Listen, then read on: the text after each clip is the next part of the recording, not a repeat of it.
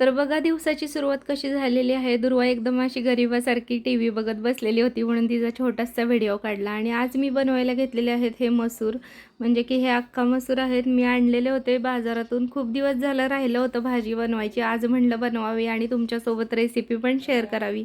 तर मी इथं मसूर डायरेक्ट कुकरला शिजवून घेतलेले आहेत.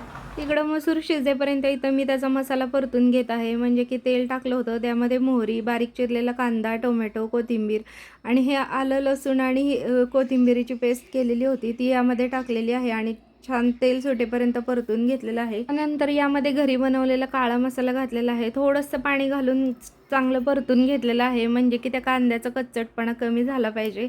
आणि मग नंतर वरून मीठ घातलेलं आहे. तर कांदा टोमॅटो चांगला परतून झाल्यावर हा शिजलेला मसूर त्यामध्ये टाकलेला आहे आणि वरून कोथिंबीर घातलेली आहे. गरज असेल तरच त्याच्यामध्ये पाणी घाला, तर ही भाजी एकदम मस्त होती. वरतून जर तुम्ही याला बटर टाकलं तर अजून भाजी जास्त टेस्टी लागती. म्हणजे की बटरमध्ये लसणाचा असा तडका त्याला द्यायचा. एकदम ढाबा स्टाईल ही अख्खा मसूर तयार होती. आणि ही मी बनवलेली चपाती. तर या तुम्ही सगळेजण जेवायला. आणि बघा माझी चपाती कशी झालेली आहे, एकदम मस्त लेअरवाली. तर तुम्ही पण सगळे या जेवायला. आणि व्हिडिओ आवडला तर लाईक आणि सबस्क्राईब करायला विसरू नका.